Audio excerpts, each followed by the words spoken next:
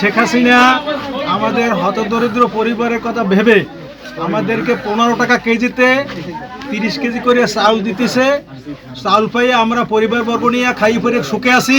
আমরা তাকে দোয়া করি, ধন্যবাদ জানাই। ইউনিয়নের গুলশাখালী বাজারের তানভীর সুপার মার্কেটে হতদরিদ্রদের মাঝে 15 টাকা কেজি দরে চাল 2, 3 এবং 4 নম্বর ওয়ার্ডে বিতরণ অব্যাহত রয়েছে।